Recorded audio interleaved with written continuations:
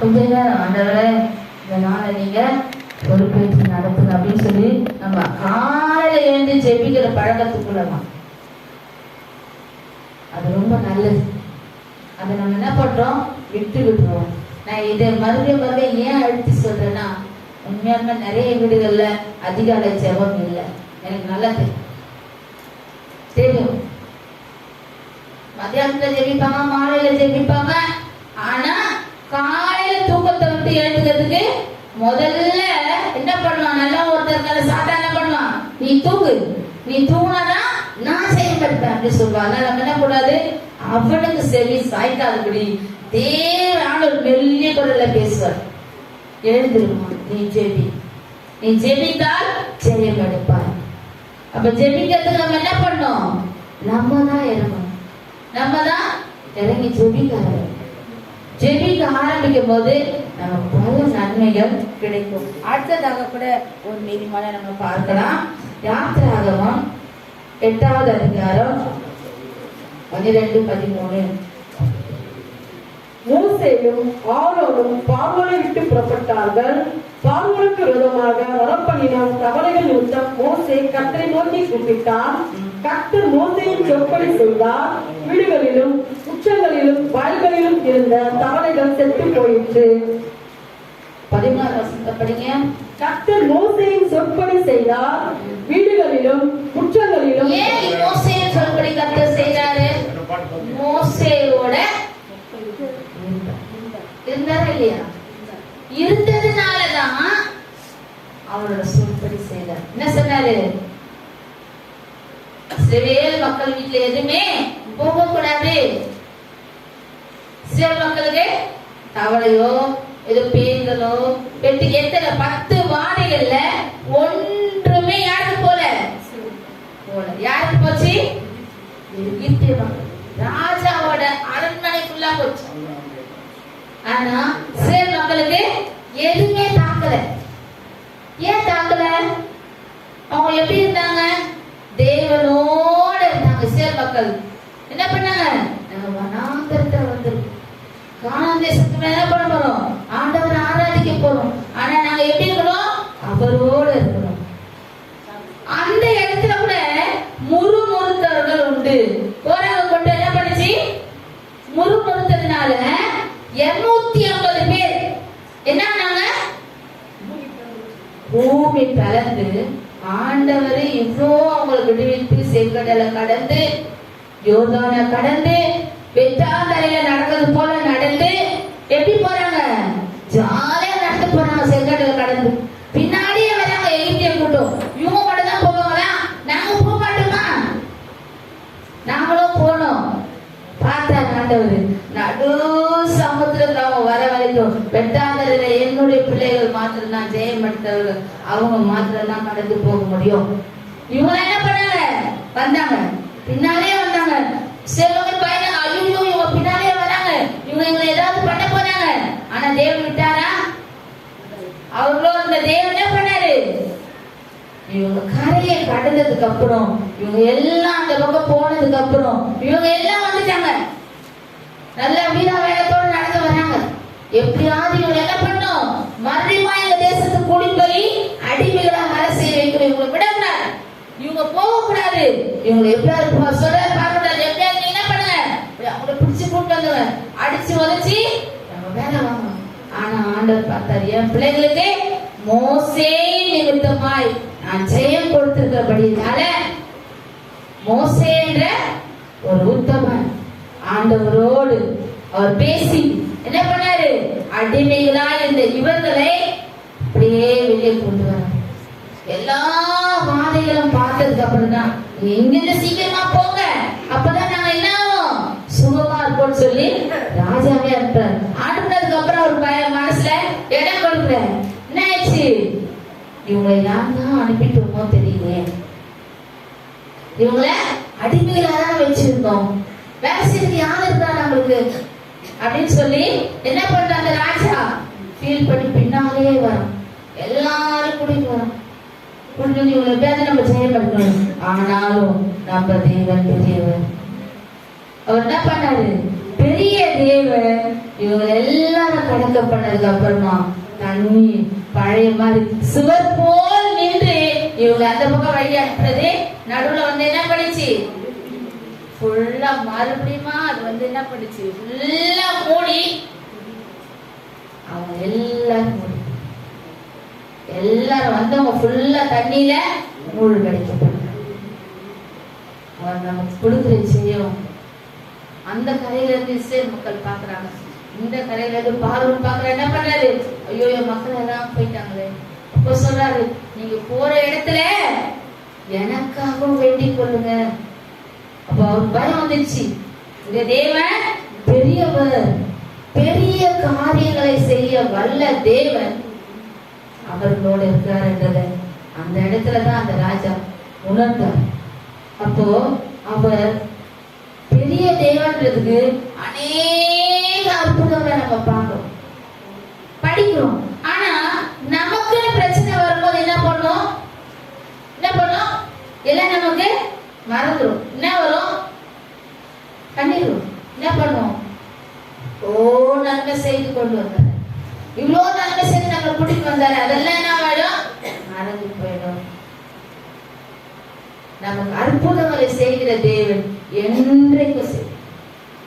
அதுதான் சொல்றாரு, யோபு சொல்றாரு, தேவனே சகலத்தையும் செய்ய வல்லவர், நீ செய்ய நினைக்கிறது ஒண்ணுமே எங்களுக்கு என்று நீ கொடுக்க போற ஆசீர்வாதங்களை நீங்க கொடுப்பீங்க. நான் விசுவாசிக்கிறேன். அப்போ இருதயத்தின் ஆழத்தை நம்ம முதல்ல விசுவாசம் வரும். எங்க வரணும், இருதயத்தின் ஆழத்துல விசுவாசம் வந்து நம்ம என்ன பண்ணோம், அவரை உண்மையாய் அவரை தேடும் யாவருக்கும் இயேசு அற்புதரே. உண்மையாய் அவரை தேடும் யாவருக்கும் இயேசு அற்புதரே.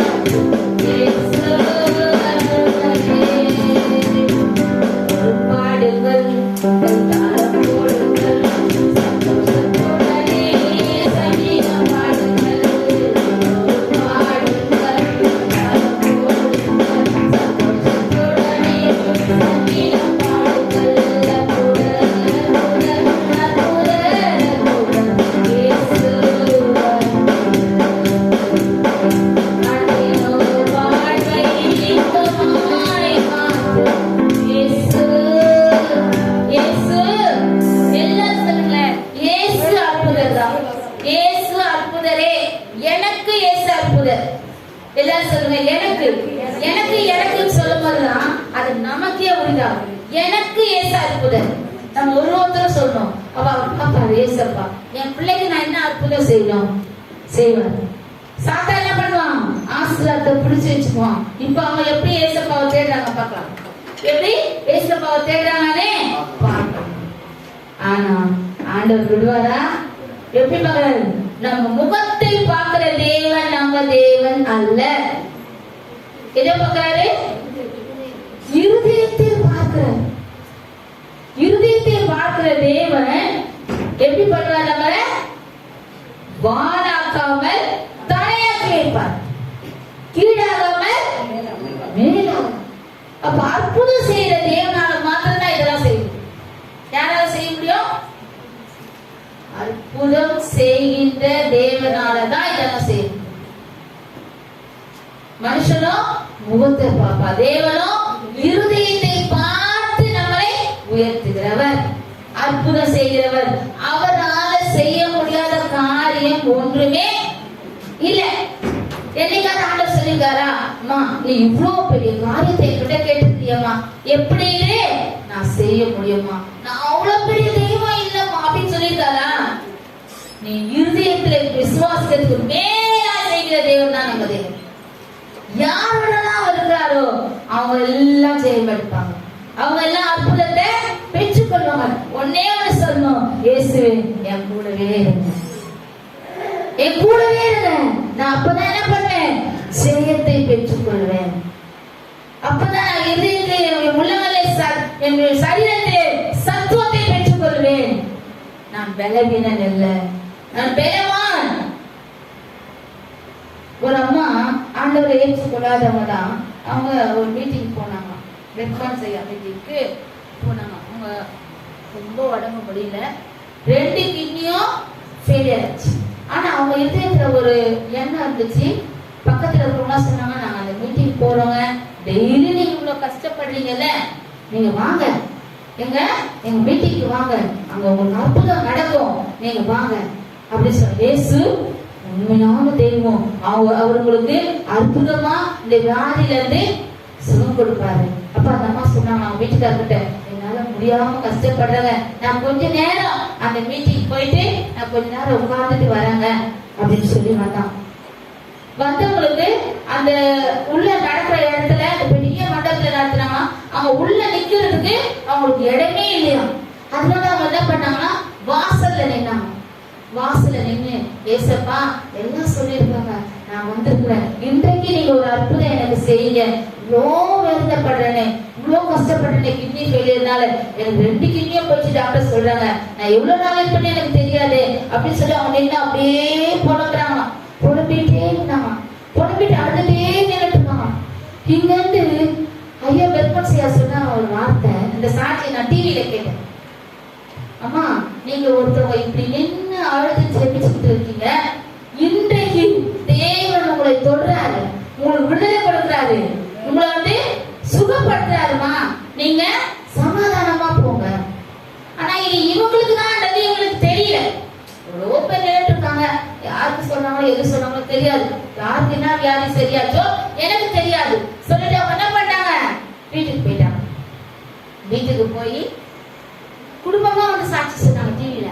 அப்ப வீட்டுக்கு போய் என்ன பண்ணாங்கன்னா, நைட்டு போனாங்கன்னா எப்போதுமே சாப்பிட முடியாது, ஏதோ கஞ்சி இருக்குமா குடிச்சிட்டு எதுவுமே திடாகாரமே சாப்பிட முடியாதான், மாத்திரை போட்டு படுத்துட்டாங்க. காலையில எழுந்து வர மாத்திரை போட்டாதான் காஃபி டீ போடுறத கூட கிச்சனுக்கு போக முடியும். எழுந்துக்கும் போதே வழியில அப்படியே குடிப்பாங்க. எழுந்துக்கும் போது அந்த வழியில அவங்க ஹஸ்பண்ட் தான் கொண்டு வந்து டேப்லெட்டை கூட இல்லாம அதை போட்டுக்கோமா, முதல் போட்டு அப்படியே எழுந்து வந்து நில்லுமா அப்படி சொல்லுவாங்க. அப்போ அந்த மாத்திரை அவங்க கேட்பாங்கன்னு சொல்லிட்டு இவங்க ஹஸ்பண்ட் என்ன பண்ணாரு, இன்னும் முடிக்கிறாங்க, முடிச்ச உடனே டேப்லெட் கேட்பால அப்படின்னு சொல்லி இவர் பார்த்துட்டு இருக்காரு. இவருக்கு போய் உட்காந்து பேப்பர் படிச்சுட்டு அவங்க வேலையை பார்த்துட்டு இருக்காரு. இவங்க எழுந்தாங்கன்னா நேரா போனாங்கன்னா கிச்சன்ல போனாங்கன்னா அவங்க வேலையை அவங்க பாட்டு செஞ்சுட்டு. எப்படி இது நடந்தது? தேவன் அவங்கள தொட்டாரு. அவங்க கேட்டாங்க இல்லையா, எல்லாரும் சொல்றாங்க, ஆண்டவரே நான் இன்னைக்கு வந்திருக்கிறேன், இன்னைக்கு எனக்கு ஒரு அற்புதம் செய்யுங்க. அவங்க அந்த வழி இல்லாதனால எழுந்து போனாங்க, காஃபி போட்டாங்க, மற்ற வேலை எல்லாம் செய்யறாங்க, எல்லாம் செஞ்சுக்கிட்டே இருக்கு. வெளியில உட்காந்துட்டு நம்ம ஹஸ்பண்ட் ஓடி வரோம், எப்பமா எழுந்த நீ அப்படின்னு கேட்டாங்க. எப்பமா? நான் எப்போதும் மாதிரி எழுந்துட்டேன். ஏமா எப்பவுமே எழுந்து உடனே நீ டேப்லெட் கேட்பியே, நீங்க டேப்லெட்டை கேட்கவே இல்லையே அப்படின்னு உடனே அவங்க சொன்னாங்க, ஆமாங்க எனக்கு வழியே இல்லையே. என்ன இல்ல, எனக்கு வழியே இல்லைங்க. நேற்று நாங்க போனேன்ங்களா, அந்த இடத்துல இயேசு என்ன தொட்டிருக்கிறாருங்க. எல்லாம் கரங்களை தட்டுங்க. இயேசு என்ன தொட்டிருக்கிறாருங்க, அவர் தாங்க சுகம் கொடுத்துருக்காரு. வாங்க அந்த மீட்டிங் நடத்தினார் இல்லையா, அந்த ஐயாவை போய் நம்ம பார்த்துட்டு வரலாம். அந்த ஐயாவை போய் நம்ம பார்த்துட்டு நன்றி சொல்லிட்டு வரலாம். இது எனக்கு நடந்துச்சு, இந்த அற்புதம் நடந்துச்சு, நான் எப்படியோ வந்தேன், எவ்வளவு வேதனையில வந்தேன், எனக்கு இயேசு சுகம் கொடுத்தாரு. இயேசு தெய்வம்ன்றது எனக்கு தெரியாது, என்னோட வேதனை நீங்க முடியாதான் நான் வந்தேன். ஆனா உண்மையுள்ள தெய்வம் இயேசு கிறிஸ்து என்னை தொட்டு இருக்காருங்க, எனக்கு சுகம் கொடுத்துட்டாருங்க. உண்மையாவே நான் இன்னைக்கு எப்படி இருக்கேன், நான் சாட்சி, நான் உங்ககிட்ட சொல்லிட்டு போகப்படியா வந்திருக்கிறேன் அப்படின்னு சொன்னாங்க. அந்த அம்மா அப்படியே டிவி பேசுறது எல்லாமே போட்டாங்க. அப்ப பாருங்க, அதாவது எசேக்கியேல் 18ஆம் அதிகாரம் 4ஆவது வசனத்துல என்ன இருக்கு, 4:22 ஒரே வசனம் இருக்கு, ஒரே வார்த்தை இருக்கும். எல்லா ஆத்துமாக்களும் என்னுடையவைகள். போதும். எல்லா ஆத்துமாக்களும். எந்த ஆத்துமாக்கள்? ஆண்டவர் எல்லாரையும் பிரிச்சு பிரிச்சு சொல்றாரா? இல்ல, எல்லாருக்கும் அற்புதம் செய்யும்படியாய், எல்லாருக்கும் அதிசயம் செய்யும்படியாய், எல்லாருக்கும் நன்மை செய்யும்படியாய் வந்தவர் தான் நம்ம இயேசு. அவரே எப்படி வந்தாரு? குழந்தையாய் பரிசுத்தமானவங்களோட வயிற்றுல பிறந்து அவர் வளர்ந்து தாய் தகப்பனுக்கு உகந்தவரா வாழ்ந்து அவர் என்ன பண்ணாங்க? நன்மை செய்யும்படியாய் இந்த உலகம் முழுவதுமாய் சுற்றி திரிந்தார். 3.5 வருஷ காலம் எல்லாருக்கும் நன்மை செய்து. ஆனாலும் அவர் என்ன பண்ணாங்க? சிலுவையில் அறைந்தாங்க. அவர் மரித்தாரு. 3ஆம் மரித்து அப்படியே இருந்துட்டா தெய்வமா நம்ம வணங்கி இருப்போமா? மரித்து அப்படியே இருந்துட்டா என்ன பண்ணுவோம்? மரித்து 3ஆம் நாள் உயிரோடு எழுந்து அவர் நமக்கு இன்றைக்கு நன்மை செய்து கொண்டிருக்கார். ஆமென். அப்ப அப்பேற்பட்ட தேவனை நம்ம என்ன பண்ணோம்? என் கூட இருங்கப்பா, நீங்க என்ன பண்ணுங்க? என் கூட இருங்க அப்படின்னு சொல்லி ஒவ்வொரு நாளும் நீங்க என்ன பண்ணுங்க? நீர் கூட இருக்கிற அனைவரும் ஜெயம் எடுப்பாங்களே, அதனால நீங்க என் கூட இருங்க. எனக்கு ஜெயம் கொடுங்க, எனக்கு விடுதலை கொடுங்க, எனக்கு வியாதியில விடுதலை கொடுங்க, என்னென்ன தேவை எல்லாத்தையும் கேளுங்க அவர்கிட்ட. அப்போ அவர் யார் கூடலாம் இருந்தாரோ அவங்க என்ன பண்ணாங்க? ஜெயத்தை பெற்று கொண்டாங்க. அப்போ எவ்வளவு பெரிய தேவன் அவர் நம்மோடு இருக்கிறவர். அந்த சராசரங்களை உண்டாக்கி ஆளுகை செய்கிற தேவாதி தேவன் நம்முடைய இயேசு. நம்ம வணங்குகிற தெய்வம் நேற்றும் இன்றும் என்றும் மாறாது. அன்றைக்கு யாரோட இருந்தாரு? நோவோட இருந்தாரு, ஆபிரகாமோட இருந்தாரு, யாக்கோபோட இருந்தாரு, யோசேப்போட இருந்தாரு, மோசேயோட இருந்த ஒரு நம்ம பார்க்கலாம். யோசுவா 1வது அதிகாரம் 5வது வசனம். நீ உயிரோடு இருக்கும் நாளெல்லாம் ஒருவரும் உனக்கு முன்பாக எதிர்த்து நிற்பதில்லை. நான் மோசேயோட இருந்தது போல உன்னோடு இருப்பேன். நான் உன்னை விட்டு விலகுவதும் இல்லை, உன்னை கைவிடுவதும் இல்லை. யோசுவா கிட்ட ஆண்டவர் சொல்றாரு, நீ பயப்படாதப்பா, மோசே இல்லையே, இந்த மக்களை யார் வழி நடத்தி செல்றதுன்னு நீ என்ன பண்ணல? பயப்படாத, மோசையோட இருந்த தேவன் நான் உன்னோட இருந்து நடத்துவேன். நீ இந்த மக்களை எப்படி வழி நடத்துன்னு சொல்லி நீ என்ன பண்ற? கலங்காத, மோசையோட இருந்தது போல நான் உன்னோடையும் இருப்பேன். அதுல 3வது அதிகாரம் 7வது வசனத்தை படிங்க. யோசுவா 3:7. கர்த்தர் யோசுவாவை நோக்கி, நான் மோசேயோடு இருந்தது போல உன்னோடு இருக்கிறேன் என்பதை இஸ்ரவேல் எல்லாரும் அறியும்படிக்கு இன்று அவர்கள் கண்களுக்கு முன்பாக உன்னை மேன்மைப்படுத்துவேன். ஆமென். என்ன பண்ணுவாரா? அவர் யாரோட இருக்காரோ அவங்களை மேன்மைப்படுத்துவார். கீழே போக மாட்டோம். என்ன பண்ணுவாரு? மேன்மைப்படுத்துவார். யாரெல்லாம் அவர் அண்டி கொண்டாங்களோ அவங்களாம் என்றைக்கு கீழே போக மாட்டாங்க. எங்க போவாங்க? மேலதான் போவோம். அநேகருடைய வாழ்க்கையை பார்ப்போம். அவங்க சபைக்கு போனதுனால, ஆண்டவரை ஏத்துக்கிறதுனால எப்படி இருக்கிறாங்க? ஆசீர்வதிக்கப்பட்டிருக்காங்க. நம்ம தமிழ்ச்செல்வி அதுக்கு ஒரு முன் உதாரணம். தமிழ்ச்செல்வி சபைக்கு 2014 வந்த உடனே அவங்க அப்பா அம்மால இருந்து அவங்க அத்தை மாமா ரொம்ப நேசிச்சவங்க அந்த அம்மாவை. அவங்க சொந்த பந்தம் எல்லாரும் என்ன சொல்லிட்டாங்க தெரியுமா? நீ ஏதோ ஒரு தெய்வத்தை வணங்க போயிட்ட, நீ சரியில்லை, அதனால நாங்க என்ன பண்ண மாட்டோம், வரவே வேணாம் அப்படின்னு சொல்லிட்டாங்க. ஆனா அந்த மகன் பயந்து, ஐயோ என்ன நேசிச்சவங்க வேணாம் சொல்லிட்டாங்களே, நான் என்ன பண்ண போறேன்? திரும்பி போனாங்களா? போல. பின்னோக்கே நான் எப்படி? பின்னோக்கே நான் சொல்லிட்டு இயேசுவை தெரிந்து கொண்டு நான் முன்னாடி வந்துட்டேன். நான் பின்னுக்கு போக மாட்டேன். நான் என்ன பண்ணேன்? அப்படியா? என்கிட்ட வந்து சொல்லுச்சு, அம்மா எல்லாரும் என்கிட்ட பேச்ச கட் பண்ணிட்டாங்கம்மா, யாருமே என்கிட்ட பேசுது, பரவாயில்லம்மா, எல்லாம் ஒரு நாள் வந்துட்டு வருவாங்க. இன்னைக்கு வந்தாங்களா இல்லையான்னு கேளுங்க, தனித்தனியா விசாரிச்சு பாருங்க. எப்படி? இப்பதான் நீ நல்லா இருக்கிற. எப்படி சொல்றாங்க? எப்ப நல்லா இருக்கிற? இப்பதான் நீ நல்லா அப்படின்னு சொல்லி வந்து சொன்னான். அவன் நல்ல வழியில தான் போயிருக்கிறான். ஆண்டவர் அறியாதவங்க என்ன சொல்றாங்க? சாட்சி சொல்லு, நல்ல வழியில தான் போயிருக்கிறான். நம்ம தேவன் நல்லவர், நன்மை மாத்திரம்தான் நமக்கு செய்வார்.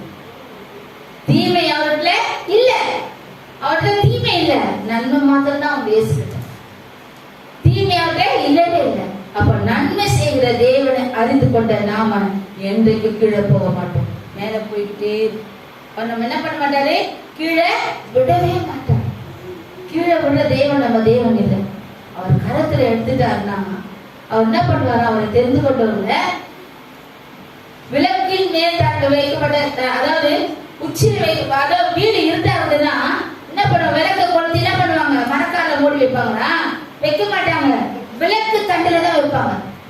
பிரகாசி, அப்பதான் வீடு முழுதும் பிரகாசி. அது போலதான் நம்ம தேவன் அவர் கரத்துல நம்மளை எடுத்துட்டாருன்னா அவர் தூக்கி நிறுத்தி கீழே போக விடவே மாட்டார்.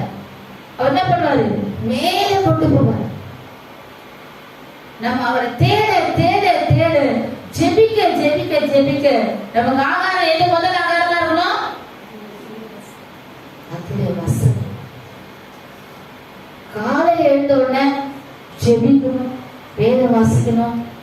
அது வந்து விட மாட்டான். பிசாசு என்ன பண்ணுவாரு? அது விட மாட்டான். காலையில எழுந்தும் போதே பல வேலைகள், இந்த வேலை இருக்குது, அந்த வேலை இருக்குது, அந்த வேலை பண்ணணும், இந்த வேலை பண்ணணும். இப்ப எங்க ஜெபம் பண்றது? காலையில என்ன பண்ணணும்? கிச்சனுக்கு போகணும். லேடிஸ் கிச்சனுக்கு போகணும். ஜென்ஸ் எல்லாம் என்ன பண்ணுவாங்க? அதாவது அதுவும் நிறைய பேர் காலையில கடமைலாம் முடிச்சு பேப்பர் படிக்கணும், ஆபீஸ். அதுக்கு முன்னாடி நம்ம அதிகாலையில தேவனை தேடும் போது நமக்கு பல நன்மைகள் கிடைக்கும். ஆண்டவர் என்ன பண்ணுவார்? நம்ம எல்லாவற்றிலும் உயர்த்தி உயர்வாக்குவார்.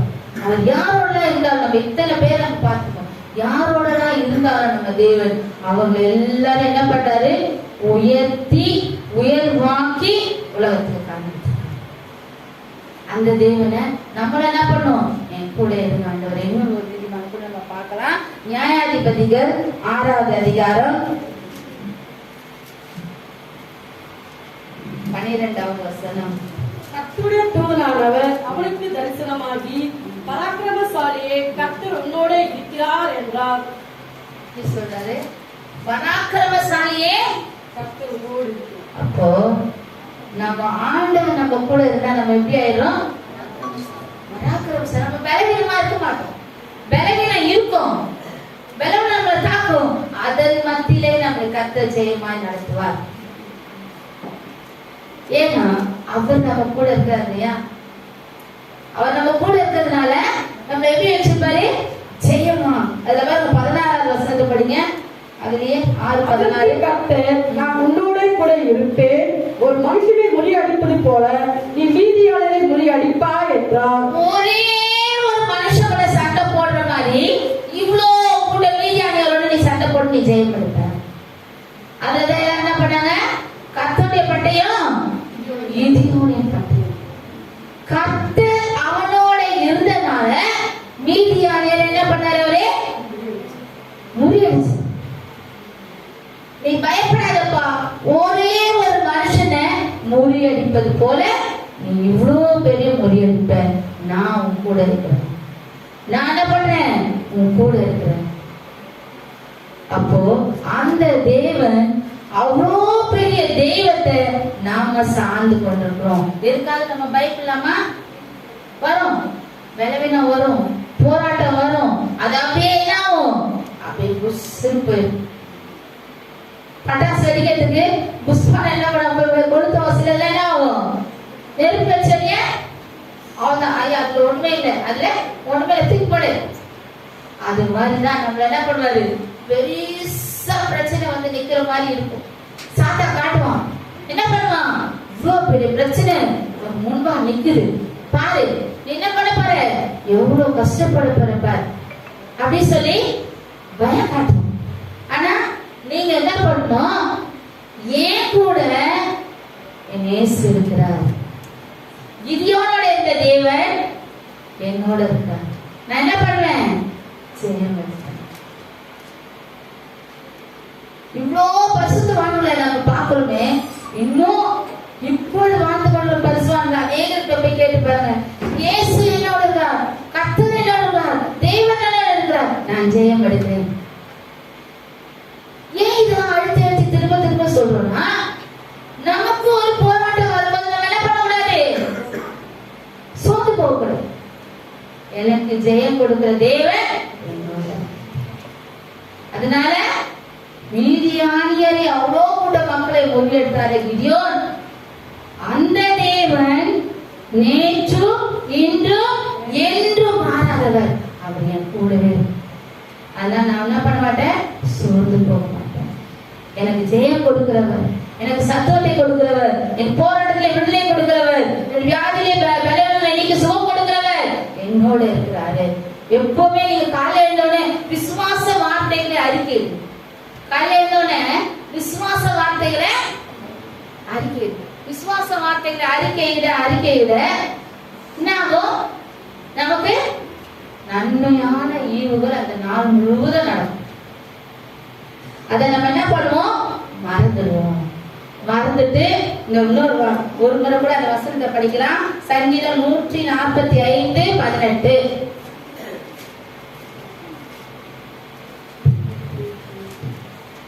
தம்மை நோக்கி கூப்பிடுகிற யாவருக்கும், உண்மையாய் தம்மை நோக்கி கூப்பிடுகிற யாவருக்கும் கர்த்தர் சமீபமாய் இருக்கிறார். நம்ம கூப்பிட கூப்பிட அவர் சமீபமா நம்ம பக்கத்திலே நம்ம கூடவே இருப்பார். இத்தனை பரிசுத்தவான்களை நம்ம பார்த்தோம் இல்லையா? இவங்க எல்லாம் எப்படி ஜெயப்பட்டாங்க? தேவன் கூட இருந்ததுனாலதான் அவங்க ஜெயப்பட்டாங்க. அதனாலதான் ஜெயப்பட்டாங்க. அப்ப அவர் நம்மளோட இருக்கிறதுனால நம்ம என்றைக்கும் சோர்ந்து போவோம். என்றைக்கும் நம்ம என்ன பண்ண மாட்டோம், தோல்வி எனக்கு கிடையாது. அதான் அந்த பாட்டு பாடணும். ஆராதனை இயேசு என்னோட இருக்கும்போது, என்னோட இருக்கும்போது என்னாலும் வெற்றி, என்னாலும் வெற்றி. அப்ப அந்த வெற்றியை கொடுக்கிற தேவனை நாம வச்சிருக்கோம். நம்மளோட இருக்கிறார் அவரு. அவர் நம்ம கரத்தை பிடிச்சிருக்கார். ஏசப்பா நீங்க என் கரத்தை பிடிச்சுக்கோங்க, நான் பிடித்தா என்ன பண்ணுவேன், விட்டு விடுவேன். நீ என் கரத்தை பிடித்துக் கொள்ளுங்க, என் கூடவே இருங்க, என் கூடவே இருங்க, என் பக்கத்திலே இருங்க, என்ன நடத்துங்க அப்படின்னு சொல்லி நீங்க கேட்க கேட்க அவர் என்ன பண்ணுவார், உங்க கூடவே இருப்பார். நம்ம அவரை தேடுறோமான்னு பார்ப்பேன். என் பிள்ளை என்னை தேடுதா, என்னை நோக்கி பார்க்குதா, என்ன அதோட நேசி என்னோட இருக்கணும்னு சொல்லி அது கேட்குதா. நம்ம கேட்டாதான் அவர் நம்ம செய்வோம். என்ன பிரச்சனை இருந்தாலும் என்ன பண்ணுங்க, ஒரு கடைக்கு போறோமா, நான் இங்க போறேன் ஏசப்பா நீங்க என் கூட வாங்க, என்ன நான் தனியா போல, நேசி என்னோட இருக்கிறார், நேசி என் அப்பா என்னோட இருக்கிறார். அவர் செய்யற நன்மைகள் அநேகர் கண்டு வியக்கத்தக்கதான அற்புதங்களை நமக்கு செய்ய வல்ல தெய்வம் நம்மளோட இருக்கிறார். இத்தனை பேரோட இருந்து அவர் ஜெயம் கொடுத்தார் இல்லையா? நம்மளோட இருந்து அவர் நமக்கு ஜெயம் கொடுப்பார். அவரை தேடுகிற விதமா தேடணும். அவரை நம்மளோடு எப்பவுமே வைத்துக் கொள்ள வேண்டும். கர்த்தர் நல்லவராய் இருக்கிறார். அவர் நமக்கு நன்மை செய்கிறவராய் இருக்கிறார். நான் உன்னோட இருந்து செய்யும் காரியம் பயங்கரமா இருக்கும். சத்துரு கண்டு என்ன பண்ணுவானா, பயந்து நடுங்கி ஓடி போவான். ஏன்னா இவங்கெல்லாம் இயேசுவின் பிள்ளைங்க, இவங்க கிட்ட நான் போக முடியாது, அவங்கள டச் பண்ணி நான் பார்க்க முடியாது அப்படி சொல்லி என்ன பண்ணுவானா, சத்துரு பயந்து ஓடுவான். நாம தைரியமா ஸ்ட்ரெயிட்டா ஒரு வசனம் உண்டு. ஏசாயா 50:2 கடைசியில இருக்குது ஒரு வார்த்தை, என் கரம் குறுகிச்சோ, என்றைக்குமே ஏன் நீ குறைத்து மதிப்பிடுகிற, நான் என்றைக்கும் அற்புதங்களை செய்ய வல்லவர். அந்த வார்த்தை ரொம்ப அருமையா இருக்கு. ஏசாயா 50:2 வசனத்துல கடைசி வார்த்தை, ஏன்பா என் கரம் குறுகிச்சோ, எனக்கு செய்வதற்கு பலம் இல்லாமல் போயிட்டோ. ஆண்டவர் துக்கத்தோடு கேட்கிற வார்த்தை. அப்போ நம்ம என்ன பண்ணோம், அவர் மேல் நம்பிக்கை வைத்தோங்க, என்றைக்கும் அசைக்கப்படுவதில்லை. நாம் அசைக்கப்படுவதில்லை. தேவன் நம்மளோட இருக்கிறார். எதுக்கு இதை திருப்பி சொன்னா, நான் என்னெல்லாம் என் சிந்தி இன்றைக்கு வாங்கணும் அதெல்லாம் என் இதயத்துல என்ன பண்ணும், பதிய வைத்துக் கொள்ளணும். பதிய வைத்துக் கொள்ளும் போதுதான் நம்ம என்ன பண்ணுவோம், மற்றவங்களுக்கு சொல்லுவோம். இங்க பாருங்க, இன்றைக்கு நாங்க இந்த வார்த்தைகளை கேட்டோம். கர்த்தர் அற்புதம், அவர் அதிசயம் செய்கிறவர், அவர் என்னோட இருந்து எனக்கு அற்புதங்களை செய்ய அவர் வல்லவராய் இருக்கிறார். ஆமென். எல்லா கண்களை மூடி ஒரு நிமிடம் செபிக்கலாம். கர்த்தாவே, நாங்கள் துதிக்கிற ஆண்டவரை ஸ்தோத்திரிக்கிறோம். இன்றைக்கு நீ சொன்ன வார்த்தை அப்பா, நான் கேட்ட வார்த்தை, என் தேவன் கொடுத்த வார்த்தை எல்லாருக்கும் உதாரணமே சென்று சேர்ந்ததுக்காக நன்றி. பிள்ளைகள் ஆண்டவரே, எப்பொழுதும் மோடே ஐக்கியத்திலிருந்து ஜெயத்தை பெற்றுக் கொள்வதற்காக நடத்துவீராக. பொறுப்புள்ள கரங்களிலே ஒவ்வொரு ஒப்பு கொடுக்கிறார். வந்த பிள்ளைகளை பலப்படுத்தி இயேசு மூலம் ஜெபம் கேளும் ஜீவனுள்ள நல்ல பிதாவே, ஆமென்.